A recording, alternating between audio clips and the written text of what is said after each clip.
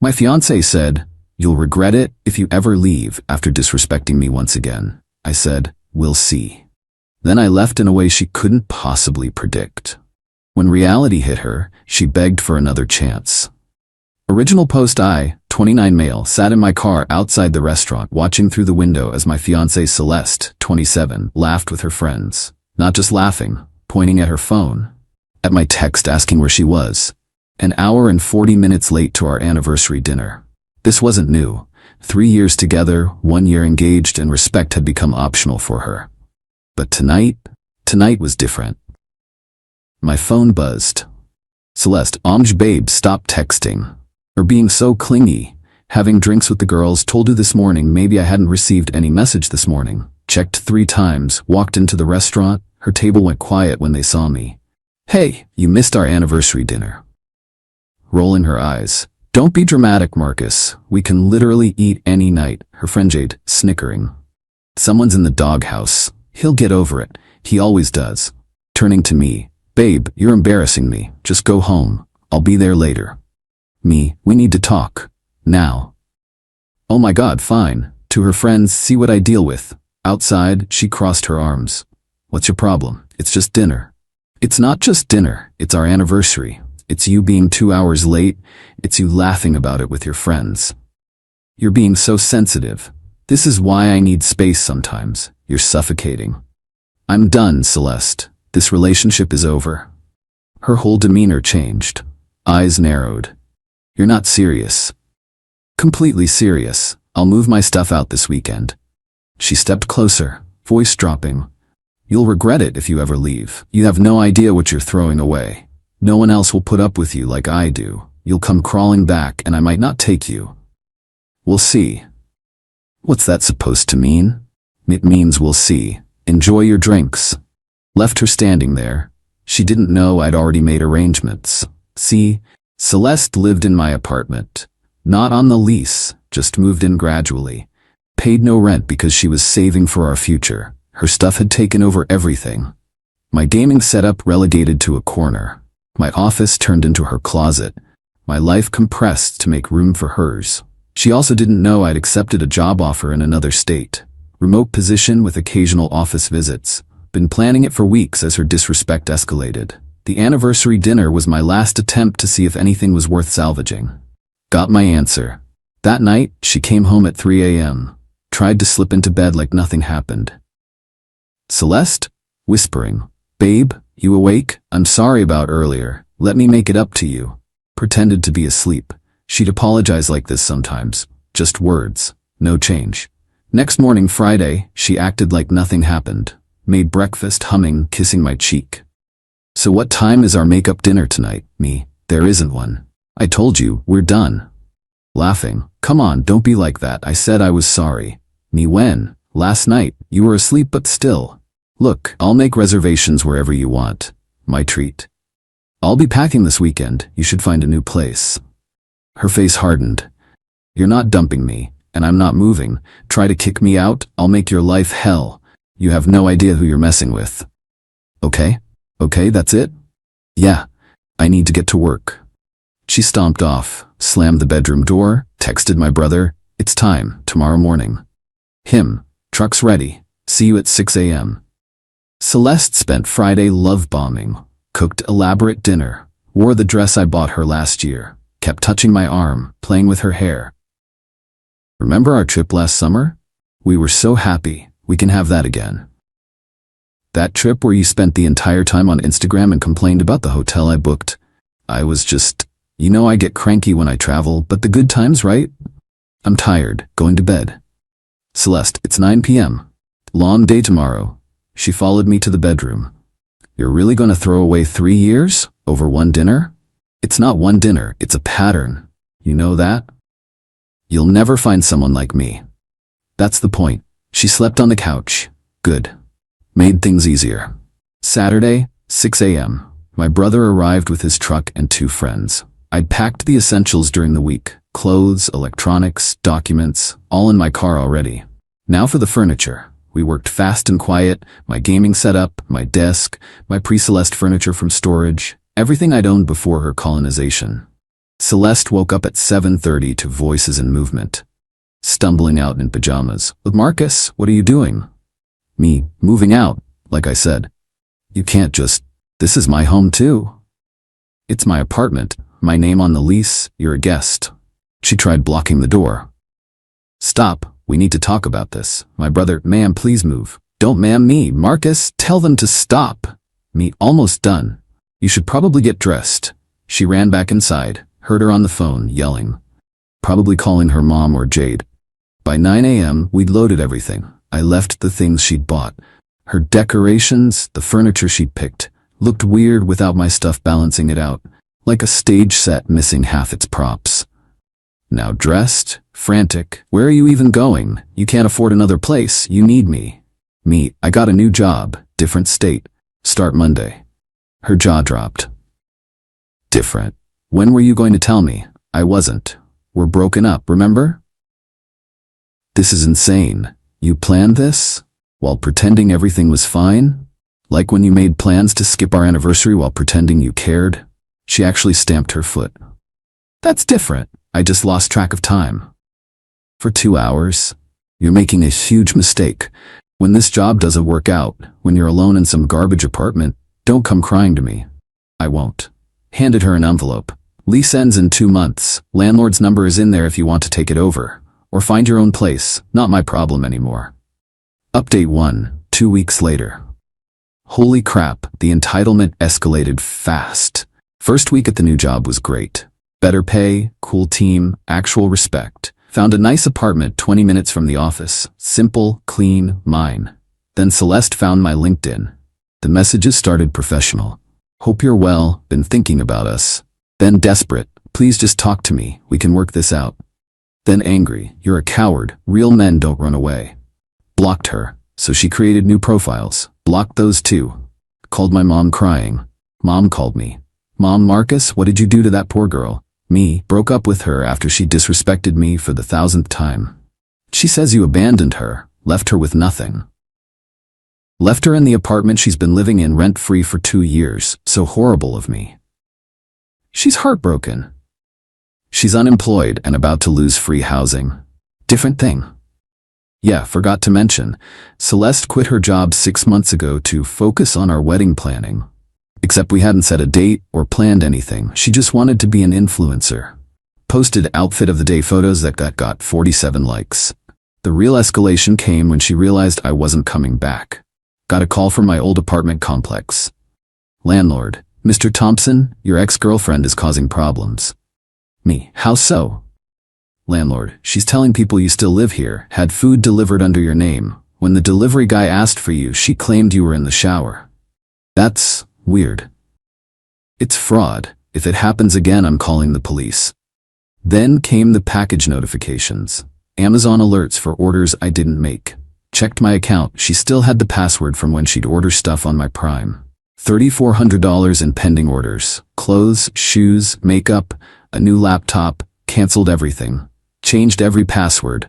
Removed all saved payment methods. She called from Jade's phone an hour later. What did you do? My orders were all canceled. You tried to steal from me. It's not stealing. You owe me for 3 years of my life. For what? Living rent-free? Quitting your job? Disrespecting me constantly? I was building our future. By shopping? You have that fancy new job. You can afford it. Not the point. Don't contact me again. Or what? You'll run away again? Me? Or I'll file a police report for attempted theft and harassment. She hung up. But she wasn't done.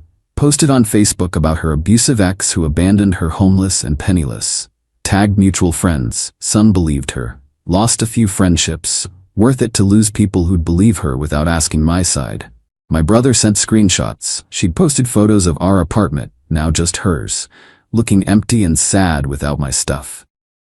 Caption, he took everything and left me with nothing. This is what narcissistic abuse looks like. The comments were wild. Her enabler friends rallying. He never deserved you. Sue him for emotional damage. King behavior leaving a queen. Then someone logical chimed in. Wait, didn't you post last month about skipping his birthday dinner for a party? Celeste deleted that comment real quick.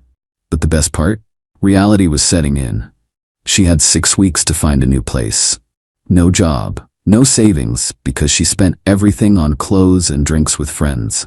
No backup plan because she never thought I'd actually leave. Her mom called me next. Her mom, Marcus, honey, can we talk about Celeste? Me, no. Her mom, she made mistakes, but she loves you. Me, she loves what I provided. There's a difference. Her mom, she's struggling. Can't you help with just a few months' rent? Ask her what happened to the engagement ring I bought her. Silence, because we both knew she'd returned it months ago for cash without telling me. Found out when I tried to check the insurance. Her mom's, she needed money for. Me for what? More drinks with Jade? Another handbag? Her mom, you're being cruel.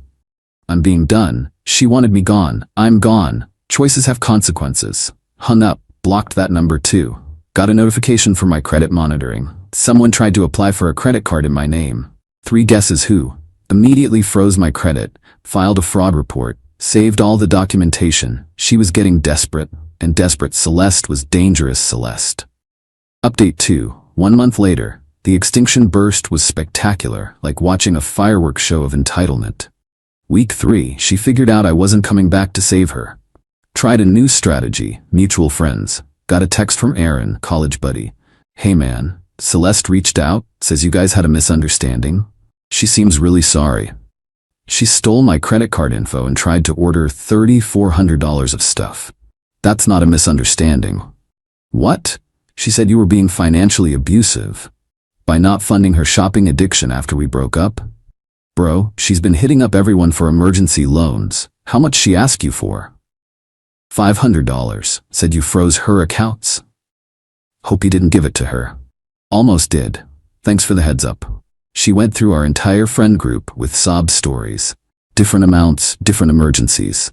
Told Sarah I'd kicked her out with no notice. Told James I'd stolen her car, she didn't have one. Told Mike I'd emptied our savings. We never had joint accounts. Most saw through it. The ones who didn't? They learned when she couldn't pay them back. Then came the real desperation move. She showed up at my new job. Yeah, she drove 6 hours to ambush me at work. Security called me. Mr. Thompson, there's a woman in the lobby claiming to be your wife, says it's an emergency. Came down to find Celeste in full performance mode. Tears, shaking, the works. Marcus? Thank God, I've been so worried. Me to security, I don't know this woman. What? Marcus, stop playing, tell them who I am. She's my ex-girlfriend who I haven't spoken to in a month. She has no reason to be here. Security, ma'am, you need to leave. This is insane. Marcus, I drove all this way, we need to talk. We really don't, she tried to grab my arm. Security stepped between us. You can't hide behind security forever, you owe me a conversation. Me, I owe you nothing, please escort her out. As they led her away, you'll regret this, I know where you work now, this isn't over. HR pulled me aside after, explained the situation, showed them the documentation of her harassment. They took it seriously. Her photo went to all security desks. Banned from the property. But she'd found my workplace. That meant she'd find my apartment eventually. Time to be proactive. Filed for a restraining order. Had enough evidence. The attempted credit card fraud. Harassment through multiple phone numbers. The workplace ambush. Threatening messages. Judge granted a temporary order. She'd be served within days. Meanwhile, her apartment deadline approached. Landlord texted me, still had my number as previous tenant. Landlord, your ex is something else. Told me you'd be paying her rent going forward. Me, definitely not. She's not on the lease after next month, right? Nope. Already got new tenants lined up. She's been a nightmare. Noise complaints, late night arguments on the phone, tried to change the locks without permission. Me, sorry, you're dealing with that. She asked if she could stay without paying, said she'd influence for me. I asked how many followers she had. When she said 2,000, I laughed. She called me a boomer who doesn't understand marketing. The best part, she got served the restraining order the same week she got her eviction notice. Jade called from a new number. Jade, you're evil, you know that? Celeste is homeless because of you. She's homeless because she quit her job, spent all her money, and tried to commit fraud. She loved you. She loved my apartment and credit card. She's staying on my couch now. Are you happy? Ecstatic. How long before she wears out that welcome? She's my best friend. Good luck with that. Ask her to chip in for groceries. See how that goes.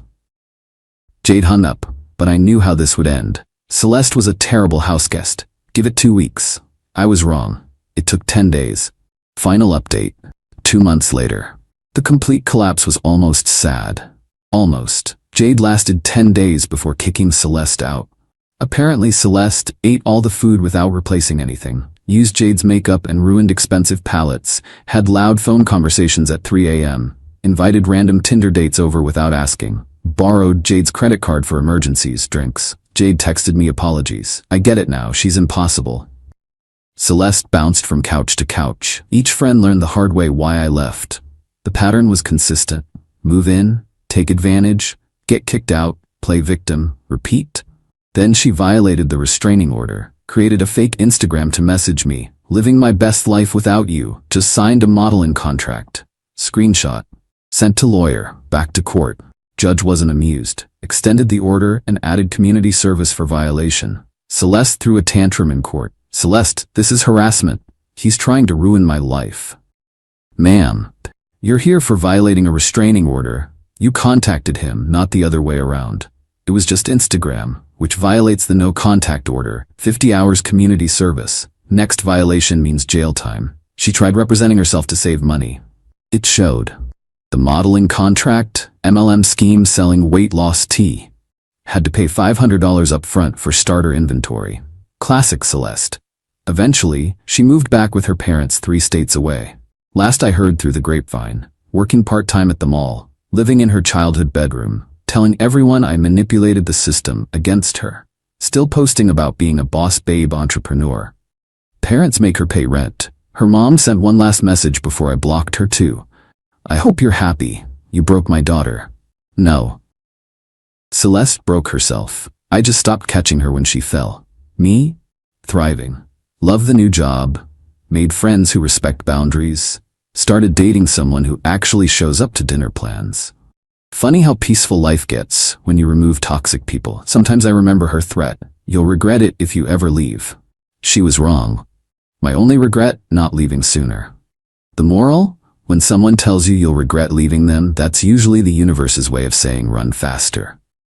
Took me 3 years to listen, but when I finally did, best plot twist of my life. Celeste wanted me to see what I'd miss without her.